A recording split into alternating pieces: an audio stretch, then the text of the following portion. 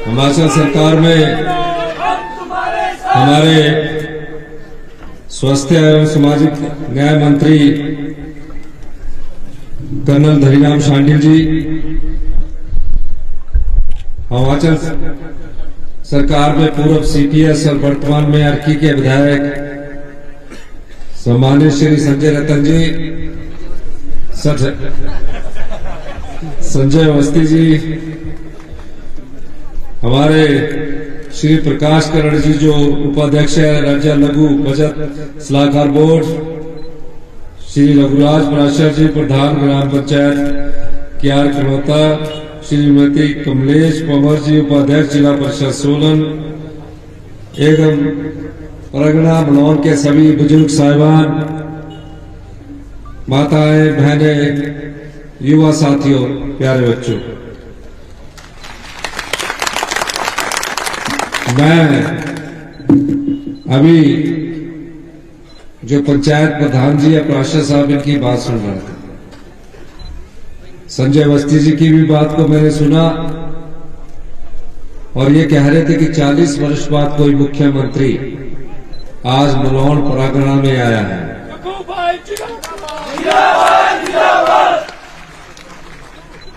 मैं ये कहना चाहता हूं कि जब से हमारी सरकार बनी है, जब पिछड़े इलाके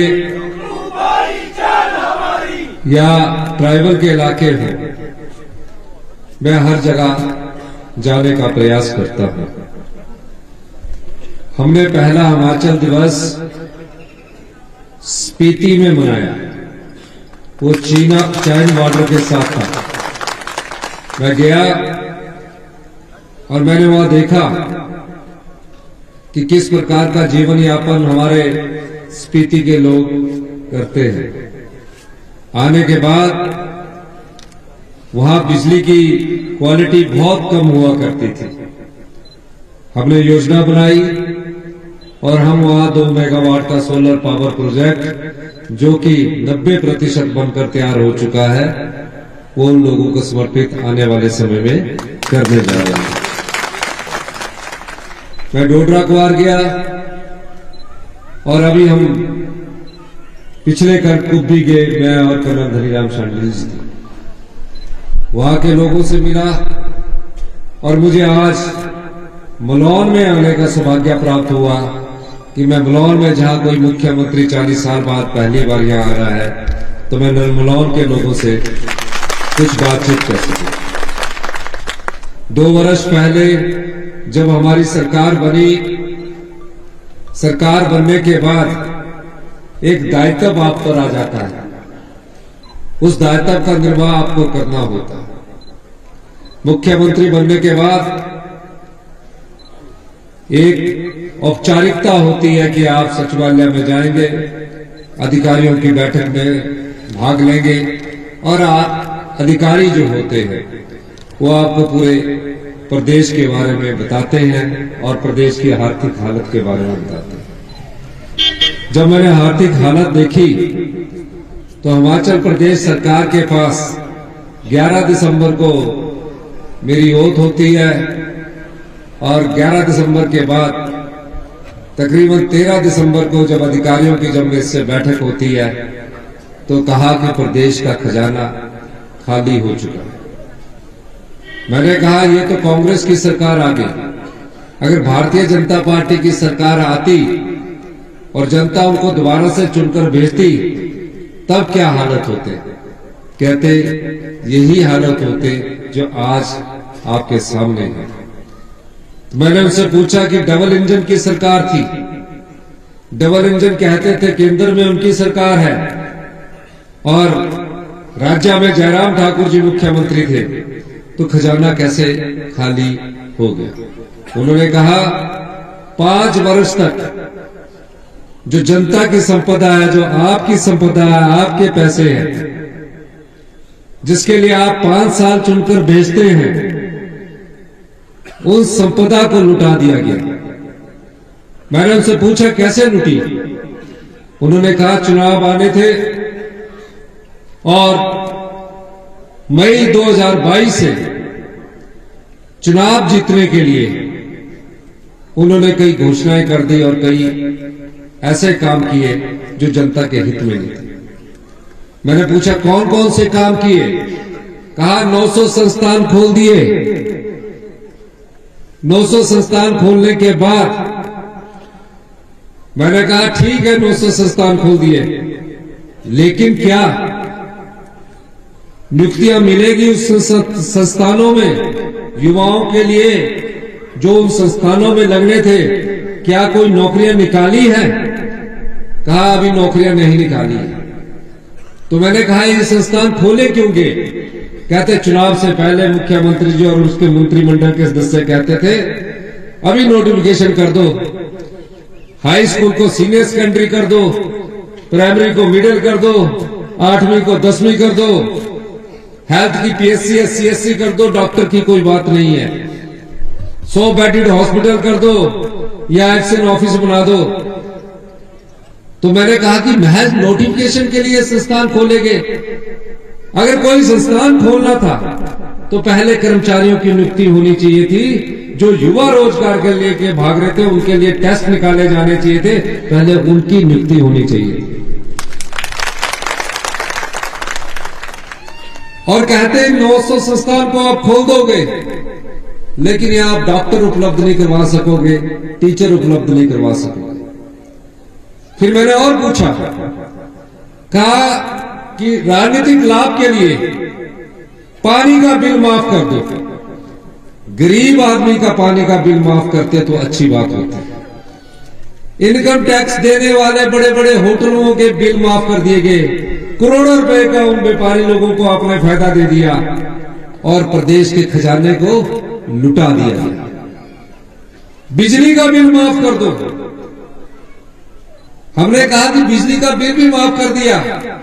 आप 125 यूनिट फ्री बिजली लेते हैं, लेकिन कई ऐसे व्यापारी लोग हैं, कई ऐसे होटल वाले जिसे 1 रुपए प्रति यूनिट के हिसाब से सरकार उन्हें अनुदान देती है और तकरीबन 800 करोड़ रुपए का हमें नुकसान होगा। फिर कहा कि डीजल के रेट हम 5 रुपए और कम कर देते, 5 रुपए और कम कर दिए, जबकि हरियाणा, पंजाब, उत्तराखंड में 6 रुपए ज्यादा रेट थे, हमारे यहां 5 रुपए कम हुए। फिर कहा कि मुफ्त में बस यात्राएं महिलाओं को कर देते, उन्होंने वो भी किया। 900 संस्थान खोल दिए। हमें फैसला लेना था। मैं आप जैसे परिवार से उठकर मुख्यमंत्री की कुर्सी पर पहुंचा हूं। मैं गांव का दर्द भी जानता हूं, कर्मचारी की पीड़ा को भी जानता हूं। जब कोई आम परिवार से उठकर मुख्यमंत्री की कुर्सी पर पहुंचता है और अपने राजनीतिक जीवन के 35 से 40 साल वो राजनीति में देता है। 20 साल पहले मैं एमएलए बन चुका था, मैं कभी कोई मुख्यमंत्री नहीं रहा, मुझे फैसला करना था। मैंने फैसला किया कि आम आदमी पर कोई बोझ ना पड़े, गरीब पर कोई बोझ ना पड़े, और हमने फैसले लेने शुरू किए। और 1 महीने बाद मैंने मंत्रिमंडल का विस्तार किया। मंत्रिमंडल विस्तार के बाद मेरे पहले भाषण से आप पिछली जो सोशल मीडिया के लोग होंगे वो देख लें। मैंने कहा कि हम सत्ता में सत्ता सुख के लिए नहीं आए हैं, सत्ता सुख में बड़ी बड़ी गाड़ियों में घूमने के लिए नहीं आए हैं। मैं 10 से 5 ऑफिस में बैठ के पूरा दिन व्यतीत कर दिया और लोगों की सेवा में कुछ नहीं की। हम सत्ता में व्यवस्था परिवर्तन करने के लिए आए और हमने उस व्यवस्था को परिवर्तन करना शुरू किया। प्रदेश में इतिहास की सबसे भयंकर आपदा का सामना हिमाचल प्रदेश की जनता ने किया। 551 लोग हमें छोड़कर चले गए। 2023 में जो आपदा आई, 551 लोग उस आपदा में मौत के मुंह में चले गए। 23,000 घर टूट गए, कुछ पूर्णतः क्षतिग्रस्त हो गए, कुछ आंशिक रूप से क्षतिग्रस्त हो गए। हमारी जनसंख्या जिसे हम अभी 75 लाख कह रहे हैं, उस 75 लाख की जनसंख्या में एक परिवार बड़ी मुश्किल से अपना घर बनाता है, बड़ी मुश्किल से दिन रात की मेहनत की कमाई उसकी उस घर बनाने में लग जाती है, ये सोचकर कि मैं बुढ़ापे में आराम से अपने बच्चों को और मैं अपने आप अपना जीवन यापन इस घर में करूंगा। इतनी भयंकर आपदा आई, मैं सब जगह गया, सब परिवार मुझसे लिपट कर रोए कि हम रात का खाना इस घर में खा रहे थे। खाना खाने के बाद सोने की तैयारी करी कि ऊपर से एक बड़ा ल्हासा आया और हमारे घर को भाग कर ले गया, पीने के पानी का गिलास नहीं बचा। मैं सुबह आपदा प्रभावित क्षेत्रों में गया और शाम को अधिकारियों की बैठक लेता था। अधिकारी कानून दिखाते थे, नियम दिखाते थे, कहते थे ये नहीं हो पाएगा। प्रधानमंत्री आवास योजना से कहते, जो प्रधान है जानते होंगे, 1.5 लाख रुपया मिलता है। मैंने कहा 1.5 लाख में घर तो बनता नहीं। कहा आपका खजाना खाली है। मैंने कहा अगर खजाना खाली है तो 23,000 बेघर आम परिवार के लोग हुए हैं, गरीब लोग हुए, उन घरों को बसाने की जिम्मेवारी हमारी है। हम केंद्र सरकार से अनुरोध करते रहे कि हमें भी गुजरात की तर्ज पर, उत्तराखंड की तर्ज पर स्पेशल रिलीफ पैकेज दीजिए। हमारी बात नहीं सुनेंगे और जो सहायता मिली वो नियमों के अनुसार हमारे पास आनी ही थी। हमने 4500 करोड़ रुपए का आपदा राहत पैकेज अपने खर्चों में कटौती करके आम जनता के लिए दिया। हमने 1.5 लाख रुपए से बढ़ाकर वो राशि 7 लाख रुपए की, जिस नियम को बदलने के अधिकारी मुझ पर दबाव डाल रहे थे, मैंने आम लोगों के लिए नियम बदल दिया, कानून बदल दिया और 7 लाख रुपए की राशि। कभी किसी सरकार ने ये नहीं सोचा कि लाखों इंतकाल पड़े हुए हैं, मैं किसी पर उंगली नहीं उठाता। मैंने तहसीलदार की मीटिंग ली, डीसी की मीटिंग्स ली। मैंने कहा ये इंतकाल क्यों नहीं हो रहे हैं? आम आदमी, गांव के किसान को अपना जमीन का इंतकाल करवाना है, अपनी डिमार्केशन करवानी है, अपनी पार्टीशन करवानी है। और मैंने उन्हें सख्त हिदायत दी और 2,70,000 इंतकाल उन परिवारों के हुए जो परिवारों पटवारी के पीछे घुमा करता था। हमारे नियम से पटवारी उन परिवारों के पीछे घूमे।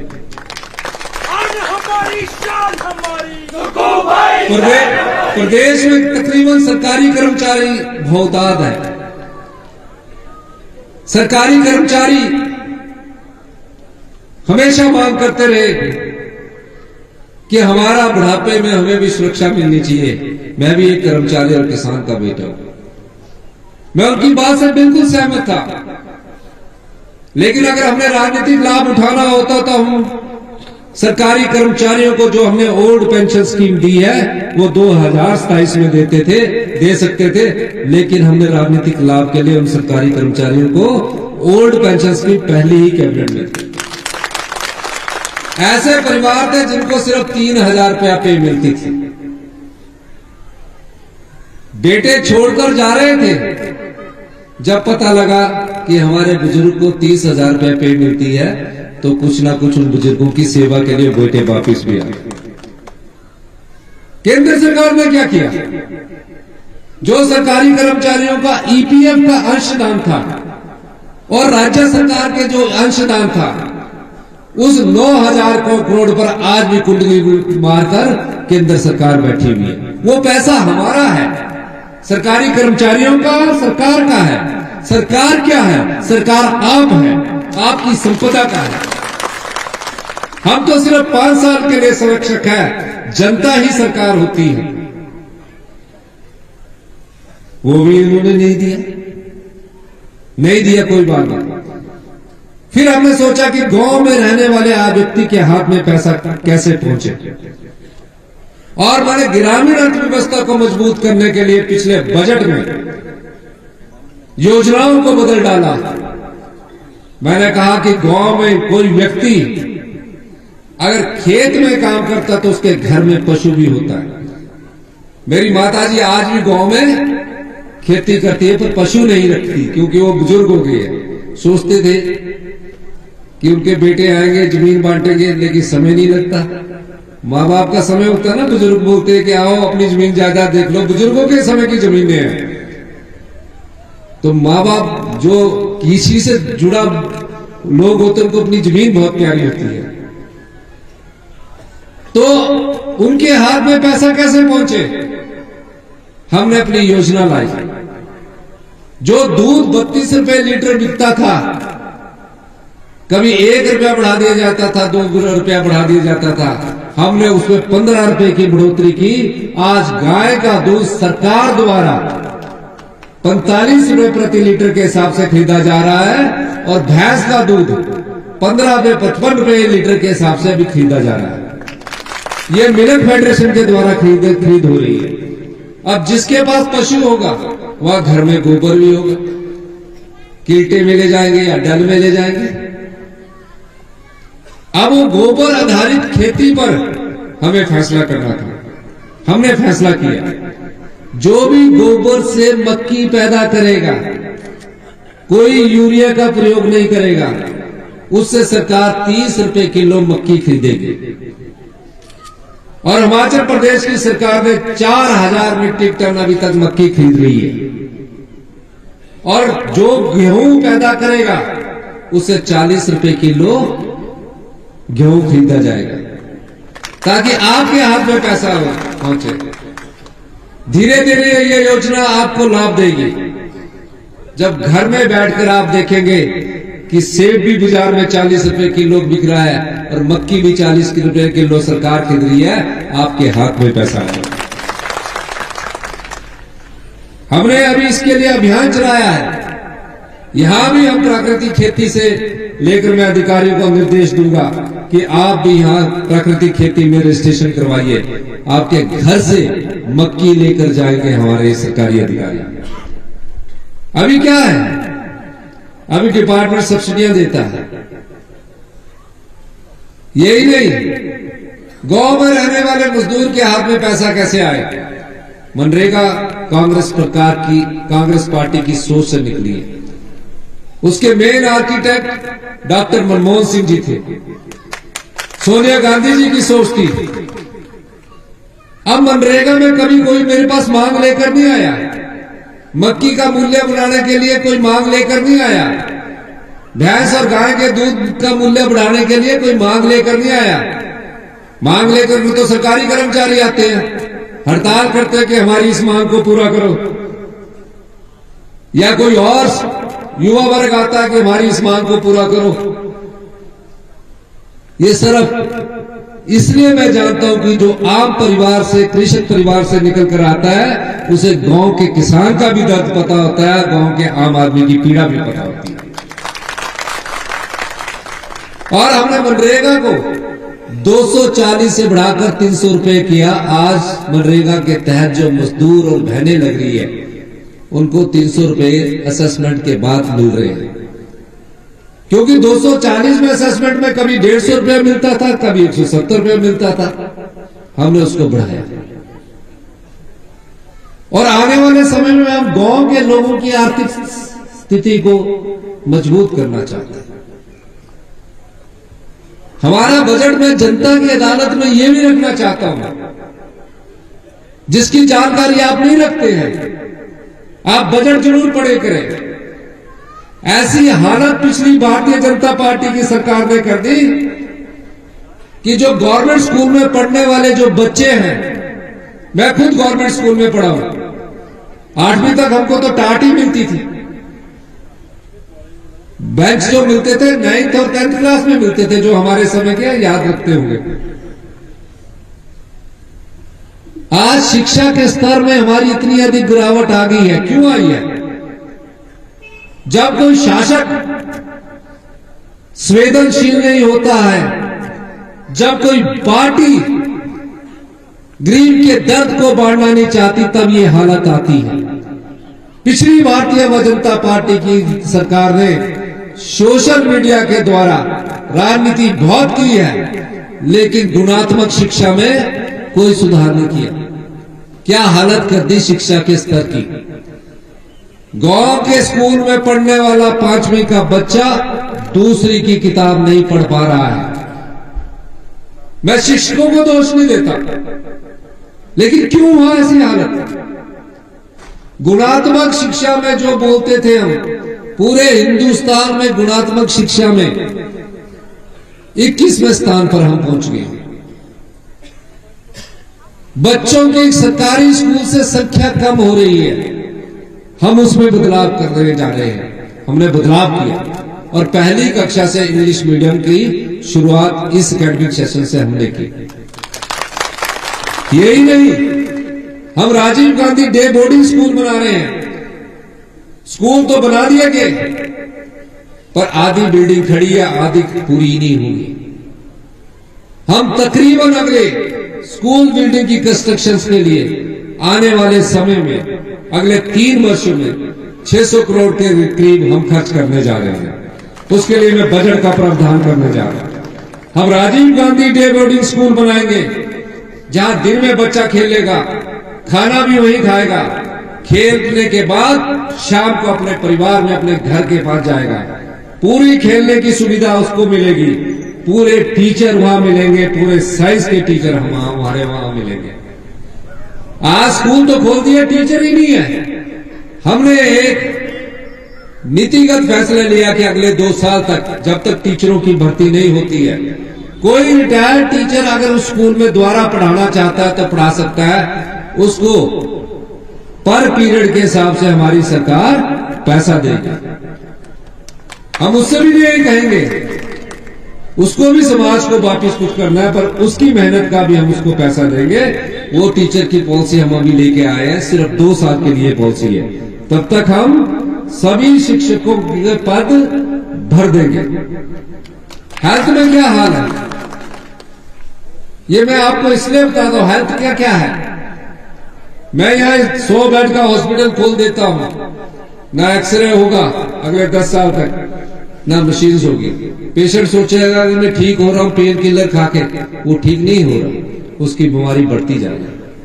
ये जो प्राइमरी हेल्थ सेंटर है, ये सिर्फ केवल फर्स्ट एड सेंटर है कि समय के अनुसार कुछ समय के लिए आपको राहत मिल जाए और उसके बाद आप डिस्ट्रिक्ट हॉस्पिटल या मेडिकल कॉलेज में जा सके।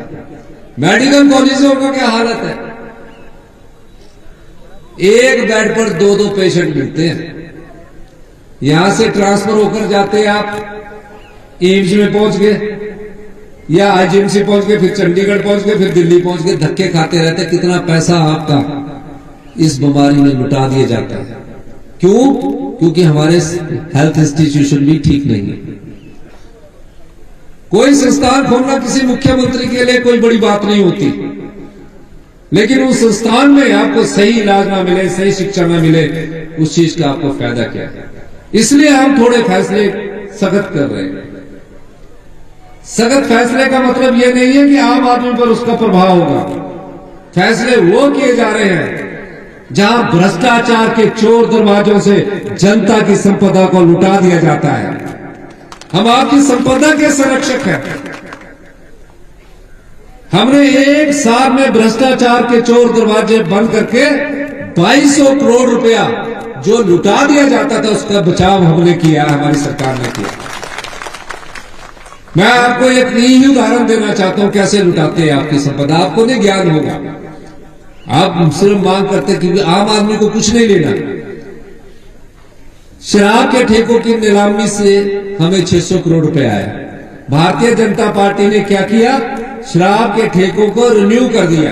यानी कि 1 साल में अगर हमको शराब से 1500 करोड़ रुपए का राजस्व आता था, आय होती थी, उसमें 15% इंक्रीज करके 150 करोड़ इंक्रीज करके अगली बार भी ठेके उन्हीं लोगों को दे दिए। 4 साल तक ऐसा करते रहे। 4 साल में उन्होंने 600 करोड़ रुपया सरकार के खजाने में लाया। हमने 1 साल में वो 600 करोड़ रुपया सरकार के खजाने में लाया और उससे जनता को योजनाएं बांटी। अनाथ बच्चों की कोई बात नहीं सुनता था। भावनावश वो निर्भर रहते थे एक दूसरे पर, कभी चाचा जी, कभी मामा जी, कभी कोई दयावान व्यक्ति आ गया, कि मैं तेरी पढ़ाई का खर्चा कर दूंगा, शादी का खर्चा कर दूंगा। वो बच्चा हमेशा उस परिवार पर, उस दयावान पर निर्भर रहता था। वो कभी आत्मसम्मान से जी नहीं सकता था। हमने कहा कि नहीं, धनवान लोग भी बहुत है, दयावान लोग भी बहुत है, लेकिन बच्चे के आत्मसम्मान को और स्वाभिमान को जिंदा रखने का कार्य भी हिमाचल प्रदेश की सरकार करेगी।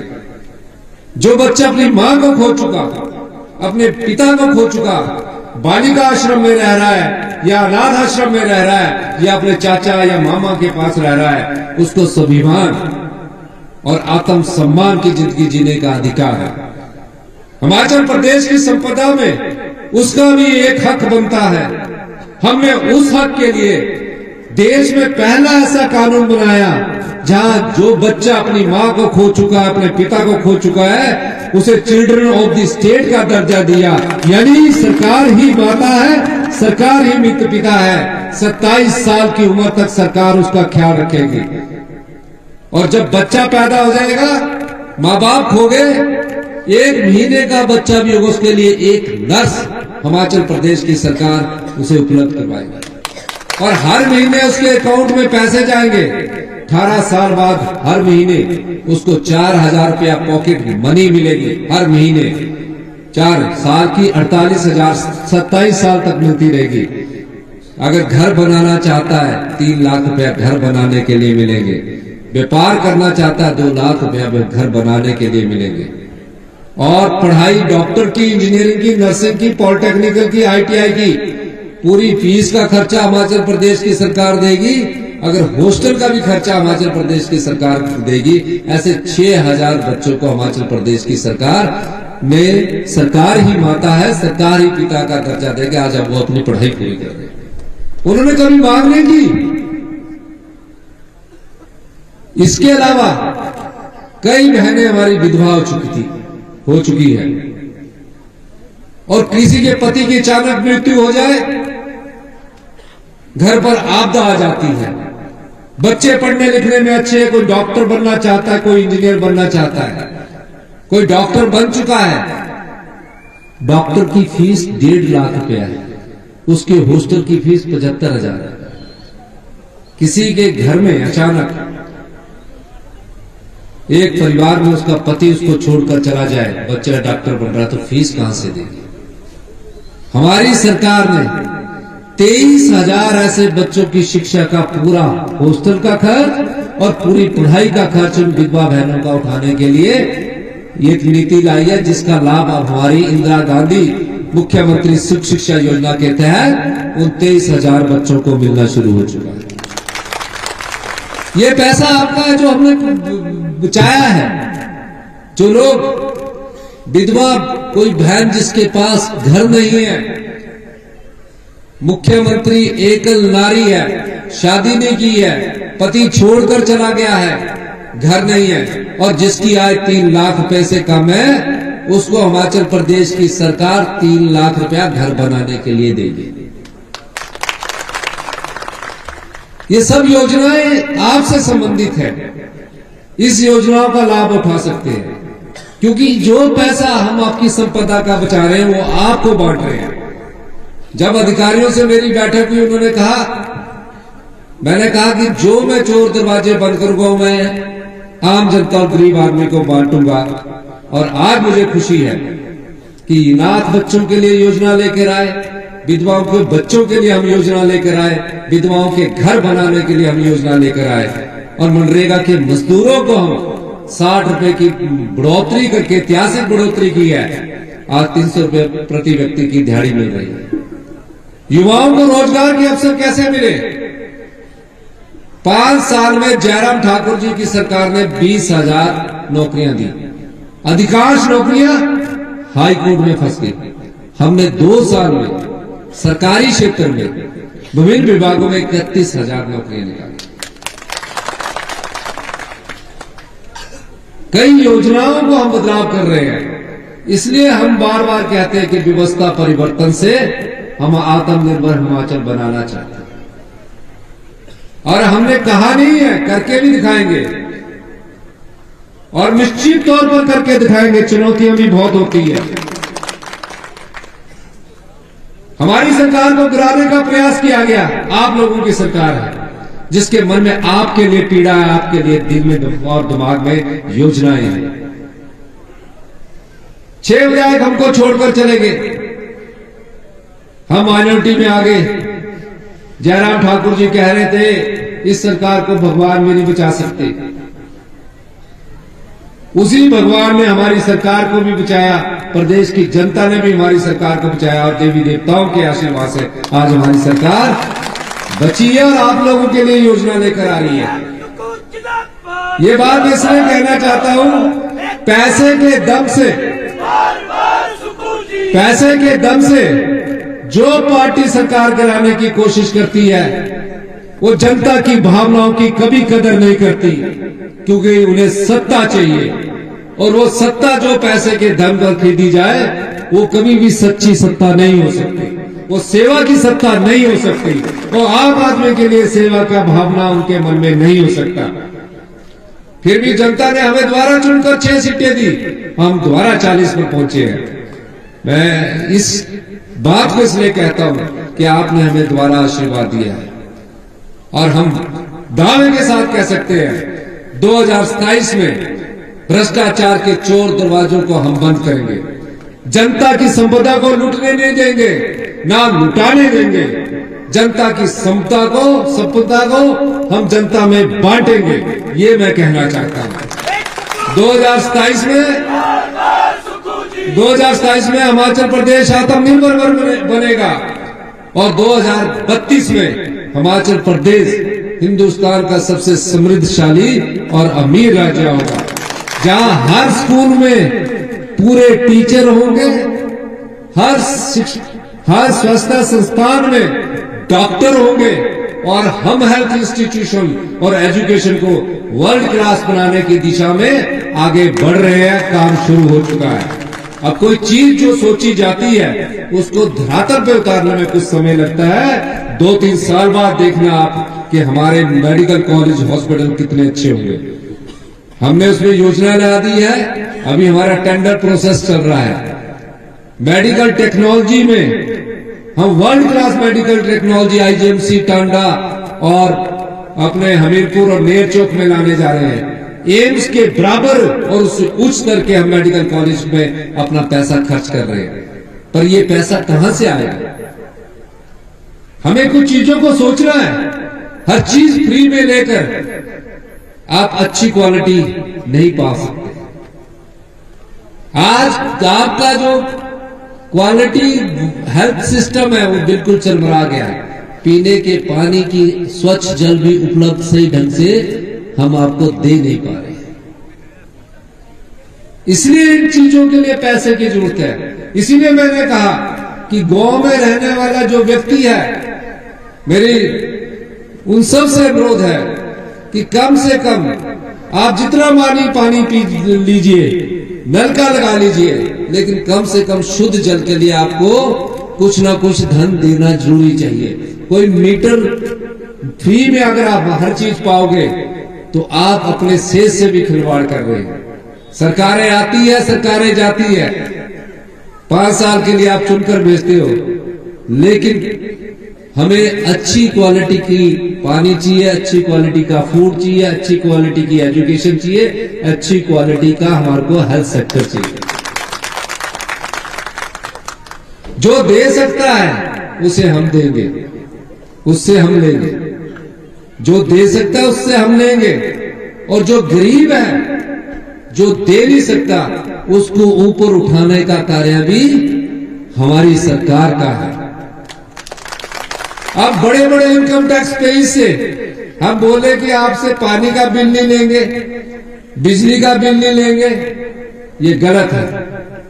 अब आपके यहाँ अल्ट्राटेक सीमेंट कंपनी है, अदानी की सीमेंट कंपनी है, उसको 1 रुपए की बिजली की सब्सिडी किस बात की दे? करोड़ों रुपए का टैक्स देते हैं। अगर हम उसको 1 रुपए की सब्सिडी दे तो वो आप पर डाका डालकर दे रहे हैं हमको। हमने उनकी सब्सिडी को भी बंद करने का निर्णय लिया है। वो इसलिए दिया है, वो करोड़ों रुपए इनकम टैक्स देते हैं ताकि हम आम आदमी तक जो हमारी विकास की योजना है उसको हम पहुंचा सके।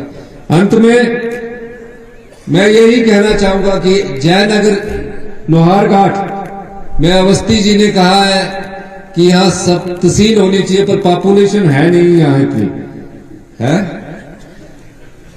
जबरदस्ती यहां करा रहे हैं। लेकिन ये बलौन जो प्रगड़ा का इलाका है, इसके लिए मैं यहां लोहारघाट में तहसील देने की घोषणा करता हूं। इसको और भी सब तहसील जो है, सब तहसील ठीक है, करेक्शन करवा दी नहीं तो आपने, सब तहसील देने की घोषणा करता हूं, ताकि जो हमारे गांव के लोग हैं सरकार की योजनाएं उसके द्वारा पहुंचे। इन्हीं शब्दों के साथ मैं आपको ये कहना चाहता हूं, आप साथ दीजिए। जब जनता साथ देती है तो हमारे में फैसला करने की ताकत आती है। 40 साल से बिगड़ी व्यवस्था जो दीमक की तरह आपकी संपदा को लूट रही है, मैं उन दरवाजों को लूटने से बचाना चाहता हूं और आपके लिए काम करना चाहता हूं। इसलिए हमें भ्रष्टाचार के चोर दरवाजे बंद करने होंगे और जो संपदा को हमारी लूट रहे हैं उस संपदा को लूटने से बचाना होगा। इन्हीं शब्दों के साथ कि 2027 में हिमाचल प्रदेश आत्मनिर्भर बनेगा और 2032 में हिंदुस्तान का सबसे समृद्धशाली और अमीर राज्य बनेगा। इस लक्ष्य की पूर्ति के लिए आप सब लोगों का साथ हमें चाहिए। साथ देंगे कि नहीं देंगे? हाथ खड़ा करके बताओ। ये झूठ में तो नहीं खड़ा कर रहे आप, ऊपर भगवान भी है। बहुत बहुत धन्यवाद। जय जय।